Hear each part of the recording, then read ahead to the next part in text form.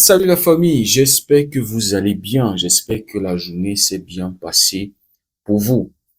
Julián Alvarez veut parler directement avec le Cholo pour expliquer son désir de quitter l'Atlético et de rejoindre le Barça.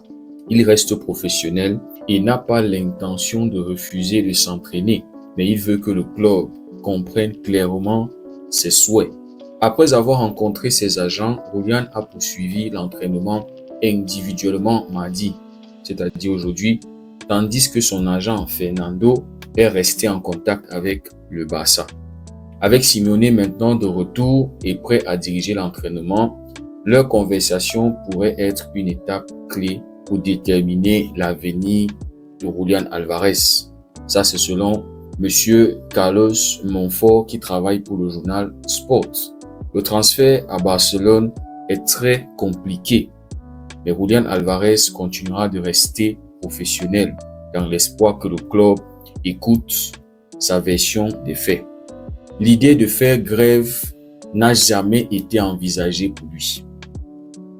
Malgré la difficulté du transfert, Julián veut toujours parler au Cholo demain et de dire honnêtement à l'entraîneur qu'il veut rejoindre le Barça.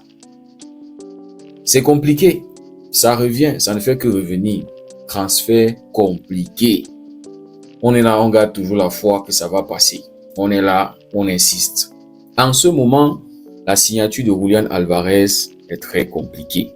Le scénario le plus probable est qu'il reste à Atlético Madrid cette saison. Il y a mon frérot Jean-Luc, juriste, qui m'a dit non, ils doivent aller en justice, un truc comme ça. Apparemment, dans le contrat, il y a une clause qui dit que Atlético doit le laisser partir à 130 millions. Ça doit se faire. Je lui ai posé la question, et si ça ne se fait pas? Si ça ne se fait pas. Le forçage, généralement, ça ne marche pas. Oui, Julián Alvarez, c'est un gars qui se donne à fond. Mais qu'est-ce qu'on va faire de l'histoire qui montre que lorsque les joueurs forcent de quitter d'un club à un autre club, généralement, ça ne marche pas. Qu'est-ce qu'on fait de cette histoire, les gars? C'est pour ça que le matin, je posais la question, est-ce qu'il ne faut pas attendre une autre saison, voir comment les choses se passent pour Atlético cette saison? C'est vrai qu'ils ont l'équipe pour prendre une Liga, pour prendre une Super Coupe ou même une Copa del Rey, mais quand tu vois comment le Barça se renforce, tu vois comment le Real se renforce. Donc, on peut leur souhaiter de faire une autre saison blanche, puisqu'ils sont en train de nous faire du sale dans le dossier Julián Alvarez, puisqu'ils ne sont pas en train de tenir leur parole. Apparemment, ils avaient donné leur parole à Julián Alvarez. Donc, puisqu'ils sont en train de tout faire, ils ont dit qu'ils sont prêts à le vendre à Arsenal ou même au Paris Saint-Germain, tant que c'est pas le Barça. Nous aussi, on peut leur souhaiter de faire une troisième saison blanche. Comme ça soit raison de plus pour qu'ils laissent partir Julián Alvarez. Mais Jean-Luc était en train de me dire que si ça ne se passe pas cette saison, même la saison prochaine, ça ne pourra pas se passer. Parce que Atlético se sera en sortie cette saison et ils vont utiliser la même stratégie la saison prochaine pour encore handicaper, pour empêcher le transfert. Moi, je ne connais pas trop dans les choses de loi et tout ça là. Peut-être il a raison, peut-être. Mais pour moi, peut-être il faut attendre. C'est vrai qu'on dit que les bonnes choses ne viennent pas facilement.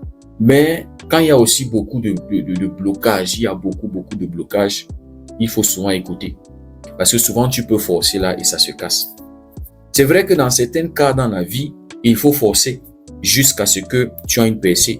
Mais l'histoire nous a montré généralement que lorsque ça force de quitter un club pour aller à un autre club. Maintenant, ce soir, on nous annonce que Memphis Depay est libre de tout contrat. Il n'a pas prolongé avec Corinthians. Je ne sais pas si le gars a la vision de revenir au Barça. I don't know, les gars. Il était arrivé saison 2021-2022 et ensuite il avait fait la moitié de la saison 2022-2023 avec le Barça. Ensuite, il était allé à Atlético. Et donc, on se rappelle que son passage au Barça n'était pas bien. On se rappelle que c'était lors de la période post-Lionel Messi. Lionel Messi venait de quitter le club pour le Paris Saint-Germain. Et donc, les choses à ce moment-là, c'était super compliqué.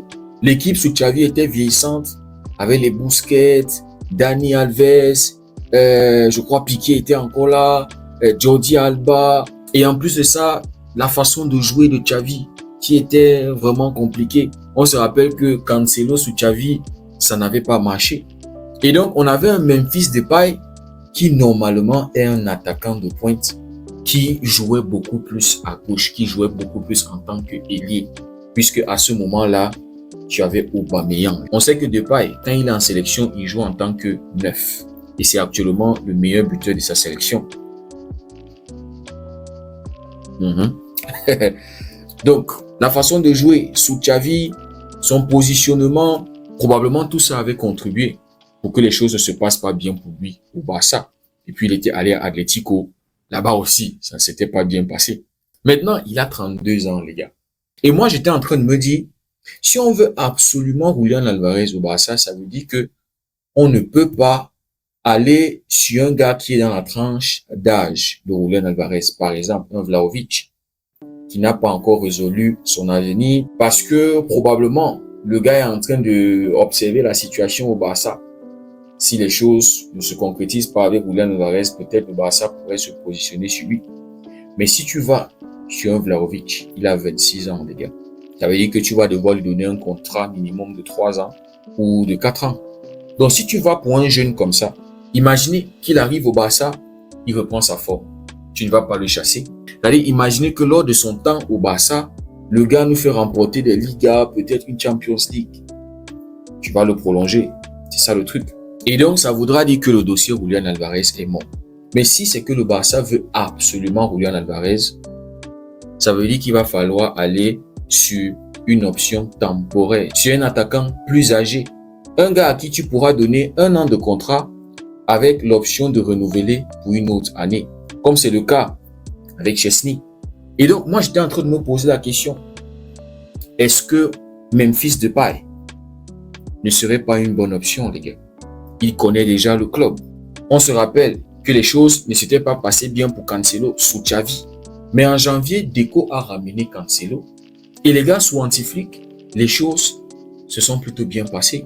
On a vu que le système du jeu d'Hansi-Flick a valorisé les points forts de Cancelo. Et donc, les amis, peut-être ça pourrait être le cas pour Memphis Depay. Peut-être il pourrait réussir dans ce Barça. Une équipe totalement rajeunie, totalement différente de celle qu'il avait connue, qui joue différemment de celle qu'il avait connue. Ousmane Dembélé sous Xavi était un flop. Ousmane Dembélé sous Luis Enrique, Ballon d'Or. Tu pourras donner 1 an de contrat à Depay avec option, c'est-à-dire de renouveler encore pour une autre saison si les choses se passent bien pour lui. Et ça sera pour attendre Julián Alvarez. Et je ne pense pas que Depay viendra dans ce Barça pour être un titulaire. Non. C'est un gars que tu ramènes, puisque tu vas perdre Ferran Torres, c'est un gars que tu ramènes expérimenté pour la rotation. Et en plus de ça, il sera le seul véritable neuf dans ton équipe. Bon, peut-être on aura aussi un Hamza dans l'équipe première, mais Hamza, c'est un jeune, c'est moins expérimenté qu'un Depay. Maintenant, Jean-Luc était en train de me dire, non, on ne peut plus continuer à bricoler. Toi-même, tu le disais, on sort de 2 saisons où on a fait le back-to-back en Liga. Et voilà, cette saison, c'est la Champions League. Donc, il faut donner les joueurs à un flic pour la Champions League. C'est vrai, je suis très d'accord. Pour moi, tu ne ramènes pas Depay pour être un titulaire. Et on ne sait jamais. Il peut arriver là, la mayonnaise prend. Il s'intègre bien dans le groupe et il devient un titulaire, les gars. Parce que c'est un joueur expérimenté. Mais comme je l'ai dit, les gars, pour moi, ça c'est dans le cas où tu veux absolument attendre Julián Alvarez. Tu veux absolument Julián Alvarez dans ton équipe.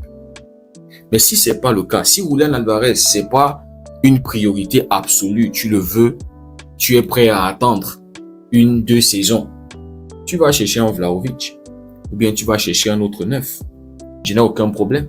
Mais si c'est Julián, il faut aller avec un joueur comme ça. Un joueur plus âgé qui va faire 1-2 saisons et aller en Arabie Saoudite. Maintenant, dans ce cas, tu renforces ta défense. Les latéraux, si tu peux faire sortir un autre défenseur, je sais pas trop, tu ramènes un autre gars expérimenté, tu conclus le deal avec Rodri. Tu es bien. Tu auras solidifié la défense, tu auras renforcé le milieu de terrain. Devant, tu auras des gars expérimentés. Rafinha, Adé, Gordon, Lamine, tu ajoutes Memphis Depay. Maintenant, tu peux avoir Dani Olmo, Fermin Lopez et probablement tu auras le petit Hamza dans l'équipe première.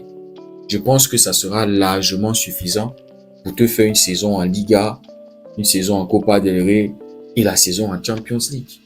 Si Antiflick gère tout ça bien, et on ne sait jamais, Depay peut arriver et ça se passe bien pour lui et c'est une réussite, comme c'est le cas pour Cancelo. Donc les gars, voilà un peu ma vision, voilà un peu comment je vois les choses. Si Roulian, c'est une priorité absolue, il faut aller sur un attaquant temporaire en attendant qu'on puisse gérer les choses avec Atlético pour qu'il vienne. Mais si Julián Alvarez, c'est pas la priorité absolue, si c'est cette saison où, bon, basta, on va signer un attaquant à long terme. C'est comme ça que moi je vois les trucs. Dites-moi ce que vous en pensez en commentaire. Si le contenu vous a plu, likez, partagez. Pour ceux qui découvrent cette communauté, n'hésitez surtout pas à nous rejoindre. Merci beaucoup d'avoir suivi la vidéo. On se dit à très bientôt. Passez une belle nuit et que Dieu vous bénisse.